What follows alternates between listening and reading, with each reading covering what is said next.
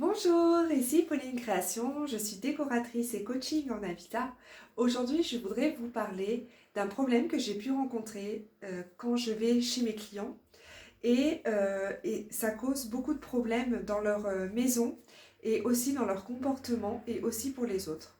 Pourquoi je vous dis ça? C'est déjà tout simplement le fait que les affaires ne sont pas rangées, quelqu'un qui est bordélique, quelqu'un qui n'est pas du tout adepte du rangement, et ben rassurez-vous, j'ai les solutions, les deux solutions pour justement ne plus avoir ce comportement-là et que vous pouvez enfin être libéré de ça. C'est vrai que le fait de ne pas ranger, de ne pas avoir cette démarche-là, on peut être facilement stressé parce qu'on ne trouve pas ses affaires, on ne sait pas où elles sont et on panique. Et en plus, le négatif, c'est qu'on perd du temps. Donc, l'objectif, c'est que vous ne perdez pas de temps, numéro un, et de deuxièmement, que vous ne stressez pas, que vous sachiez où sont vos affaires ainsi que les gens avec qui vous vivez.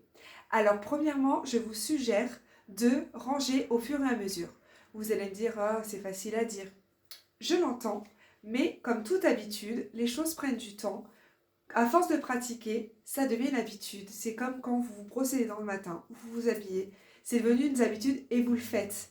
Et bien là, c'est pareil. Si vous rangez au fur et à mesure les choses que vous sortez, les choses que vous servez, et ben vous allez voir que automatiquement, vous allez le faire. Et ça va vous faciliter la vie et celle de votre entourage. Deuxièmement, vous pouvez, sinon, utiliser cette petite corbeille, une petite corbeille, moi j'ai choisi celle-ci, mais je trouve que c'est super pratique pour les personnes qui n'ont pas le temps ou que vraiment elles n'ont pas envie. Et ben en fin de journée, tout ce que vous avez laissé traîner, vous regroupez tout dedans.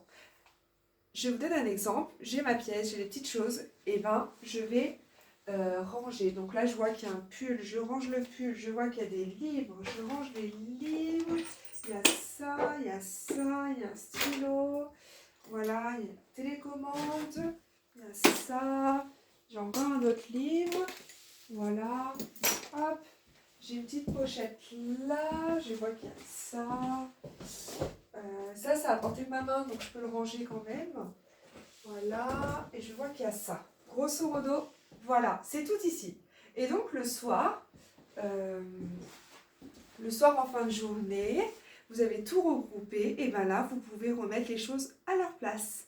Voilà, c'était les deux méthodes que je vais vous partager aujourd'hui pour éviter le comportement de débordélique et que ce comportement n'ait pas un impact négatif dans votre maison et de celle de votre entourage. À très bientôt, bye bye.